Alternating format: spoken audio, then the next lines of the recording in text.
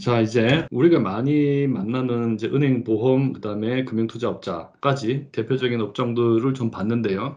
거기에 더해서 또 다른 금융기관들이 많습니다. 이제 그중에서 우리가 그 용어 정도는 알고 있어야 되겠다 싶은 데들을 몇 군데 이제 소개를 하겠습니다. 몇 군데가 아니고 남은 금융기관들을 다 소개하는 겁니다. 그중에서 이제 여기는 좀 잘 기억할 필요가 있어요.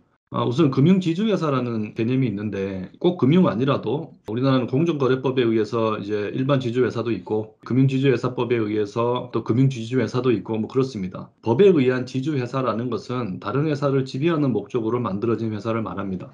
그러니까 우리나라도 이제 금융기관들이 보면은 여러 개 금융업종을 여러 개 회사를 통해서 하는 경우가 많기 때문에 이런 데들을 좀 더 효율적으로 관리하기 위해서 요 다른 금융업종을 영위하는 회사들을 지배하는 회사, 지주회사를 둘 수 있도록 이제 법으로 하고 있습니다. 그래서 많은 금융기관들이 이 지주회사 체제를 취하고 있는데 대표적으로 이제 은행 지주가 많고요. 여러분들이 아는 그 시중은행들은 대부분 지주회사 형태를 갖고 있습니다. 그 비은행도 뭐 보험회사 이런 데 보면 이제 지주회사 구조를 갖고 있는 데도 있고요.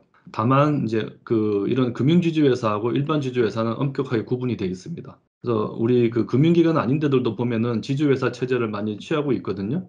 그거하고 이거는 좀 다른 거예요. 그러니까 기본적인 개념과 동기는 같지만 법 체계가 다릅니다. 우리나라는 이제 금산 분리 원칙이라는 게 있어요. 그러니까 금융과 산업은 분리한다. 그래서 은행들이 막 제조업체나 이런 데를 막 지배한다든지 또는 뭐 반도체 회사, 뭐 건설회사 이런 데들이 막 은행을 지배한다든지 그러지 못하게 하고 있습니다. 이게 두 개가 섞여 있으면 같은 회사가 금융도 하고 이제 산업도 하면 이게 서로 이제 부당한 거래들이 막 이루어질 가능성이 있기 때문에 그걸 분리하고 있다. 네, 그래서 이 금융지주회사는 일반 지주회사하고는 이제 좀 다른 개념이다. 다른 정도로 이해하면 되고요. 그 다음에 이제 증권금융회사라는 데가 있어요. 여기는 이제 증권과 관련된 뭐 자금을 좀 공급해주고 뭐 하는 그런 것만 전문으로 하는 이 기관입니다. 이건 증권시장의 안정성을 위해서 법으로 있는 건데 한국증권금융이라는 회사 딱 하나 있어요. 그래서 증권금융회사라는 그런 업종이 있고 한국증권금융이라는 회사가 있다 하는 정도만 이제 알면 됩니다. 그리고 이제 조금 설명을 해야 되는 게 이제 여신 전문 금융회사입니다. 아까 이제 은행을 예를 들 때 예금자로부터 이제 수신을 하고 그다음에 차입자에게 이제 여신을 해주는 이 일을 하는 게 은행이다. 그리고 이 은행이 대출을 해주는 업무는 사실 정부 입장에서는 조금 걱정이 덜하다. 왜냐하면 대출을 많이 해준다면 이제 돈이 이쪽으로 가는 거잖아요. 해준 다음에 만약에 은행이 망해도 이 우리 국민들이 빌렸다가 은행이 망한 거는 사실은 금전적으로 이쪽이 이제 힘들어지거나 하진 않잖아요. 근데 저 예금을 한 사람들, 이제 수신 쪽에를 생각해 보면 많은 사람들로부터 예금을 받은 다음에 은행이 망하면은 굉장히 곤란해집니다. 그래서 이 예금을 취급하는 기관들에 대해서는 굉장히 엄격하게 이제 정부가 규제를 하죠. 그래서 요거 두 개를 딱 떼내서 요것만 하는 회사, 그게 여신전문 금융회사입니다.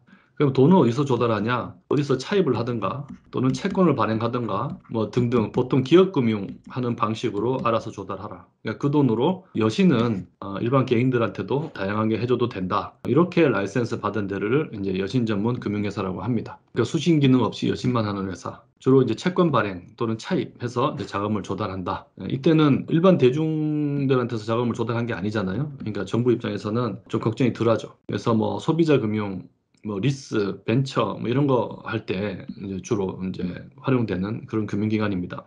아주 친숙한 기관들이에요. 신용카드 회사, 할부금융회사, 리스 회사, 신기술사업 금융회사. 여기가 이제 벤처 투자하는 데고요. 신용카드 이런 거 우리 많이 쓰고 있죠. 그다음에 이제 할부나 리스 뭐 이런 것들도 이제 용어를 많이 들어봤을 겁니다. 이런 거 하는 데들이 이제 여신 전문 금융회사고 이런 회사들이 이제 간혹 이제 부동산 투자를 열심히 하는 경우가 있습니다.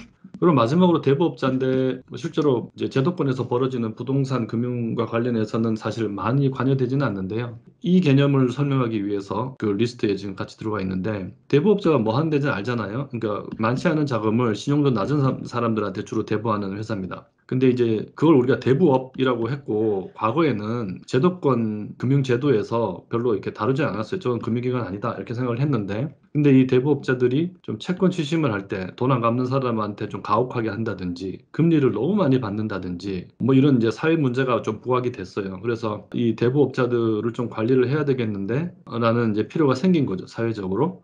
그럴 때 정부가 취하는 방법은 막 이런 걸 금지하는 게 아니고 이 대부업을 금융감독의 틀 안으로 집어넣는 겁니다. 그걸 이제 흔히 양성화한다고 하는데, 그래서 이제 대부업도 금융업의 일종으로 이제 집어넣고, 그래서 금융감독기구가 감독을 하고, 이제 그래야만 법적으로 채권 추심할 때 이제 어떻게 하지 마, 또는 금리는 얼마 이상 받지 마, 이런 것들을 정부가 이제 관리할 수 있는 거죠. 그래서 대부업 이용자 보호를 위해서 법을 만들어서 이 제도권 금융기관 안에 이제 포섭을 해서 관리를 하고 있다. 여기 보면은 아까 그 신용협동기구 같은 거 설명할 때도 원래 전통적으로 막 있던 데들을 이 제도 금융제도 안으로 이제 포섭시킨 이제 결과다라는 설명을 잠깐 했었는데, 뭐 그거하고 이제 그 비슷한 개념이다 이렇게 보시면 됩니다. 근데 이제 아까 그 신용협동기구라든지 뭐 이런 데들은 일반 대부업자들에 비해서 규모가 훨씬 크고, 그리고 제도권으로 포섭된 역사도 오래되고 이미 이제 일반적인 금융기관 형태로 좀 자리를 잡은 이제 형태고요. 대부업자 같은 경우는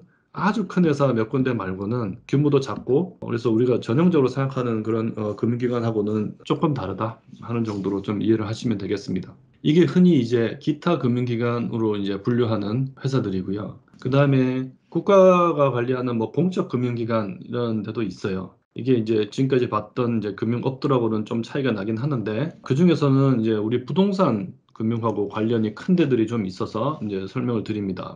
예를 들면 이제 한국주택금융공사라는 데가 있는데, 이 주택금융공사는 우리 국민들 주거 안정을 위해서 주택담보대출을 공급하는 역할을 합니다. 자기가 막 대출을 하는 게 아니고 이제 은행들이 사람들한테 주택담보대출을 하면 이제 그 모기지를 주택금융공사가 사줍니다. 그래서 국가가 운영하는 저 공사가 대출을 사주니까 은행들은 좀 더 편하게 대출을 막 할 수 있겠죠. 이제 그런 역할을 하는 한국주택금융공사, 그 다음에 기업이나 또는 특히 이제 금융회사들이 예를 들어서 금융기관들이 보통 기업에다가 이제 대출 같은 걸 많이 해주잖아요. 근데 경제 위기가 와가지고 기업들이 많이 이제 부도가 나면 그러면 돈을 못 갚기 때문에 금융회사가 가치 부실이 막 날 거잖아요.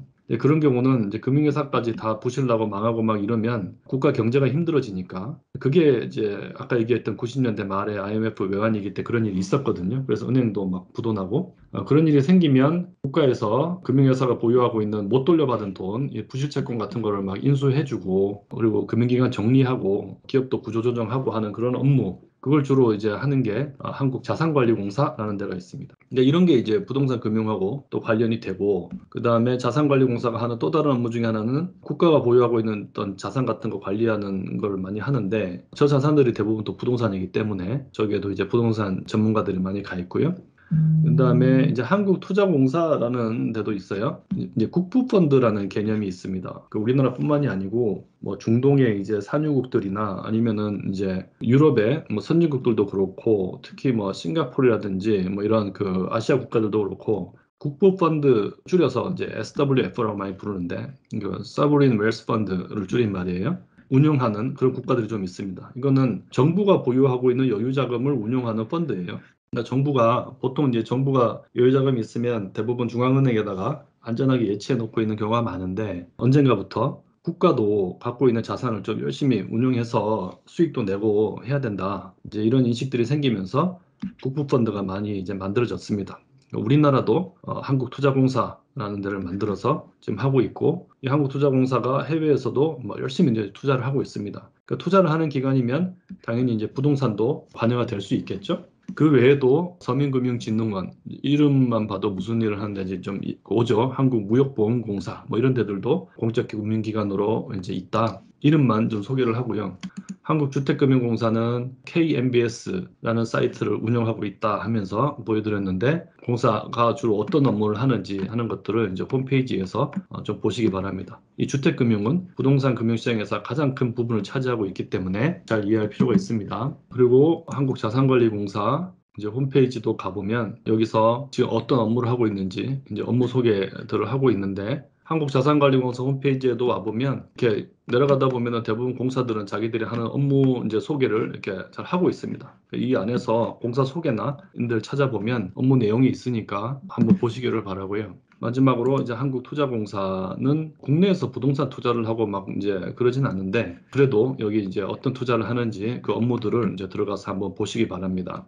지금까지 이제 많은 금융기관들을 소개했는데요. 이제 그중에서 보면은 뭐 대부업자도 그렇거니와 어떤 한 업종의 금융기관의 수가 굉장히 많은 업종들도 있습니다. 이제 그래서 때로는 이제 금융기관을 사칭해서 좋지 않은 일을 하는 그런 또 범죄자들도 가끔 있고 하기 때문에 우리나라 이제 금융감독원에서 제도권 금융기관을 조회할 수 있도록 꼭 그 조회 업무뿐만이 아니고 금융과 관련된 뭐 여러 가지 정보를 좀 제공해주는 일반 대중을 위해서 사이트를 하나 운영하고 있는데 그게 뭐 파인이라는 사이트입니다. 그래서 이게 실제로 금융기업에 종사하는 사람들이 이 사이트를 얼마나 이제 활용하는지는 잘 모르겠지만 여기 가보면은 여기 이제 금융회사 조회할 수 있게 돼 있거든요.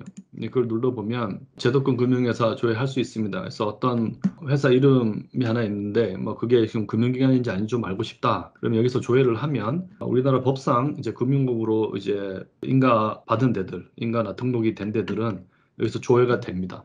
그렇게 하면은 그 회사 금융기관인지 아닌지 우리가 이제 구별을 할 수가 있죠. 그 은행이나 보험이나 증권이나 뭐 자산운용회사나 이런 데들은 사실 여기 들어와서 뭐 조회까지 할 일이 별로 없는데 이제 그 규모가 작은 데들은 우리가 그 이름을 일일이 알 수 없기 때문에 뭐 꼭 필요하면 여기서 이제 조회까지 할 수 있다 하는 거고 여기서 막 일일이 조회해가면서 금융기관 이름을 다 파악해야 되냐 하면 그건 아닙니다. 앞에서 소개했던 대표적인 협회 성격의 이제 단체들 가서 거기 있는 이제 규모 큰 데들 위주로 한 번씩 쭉 보시기 바랍니다.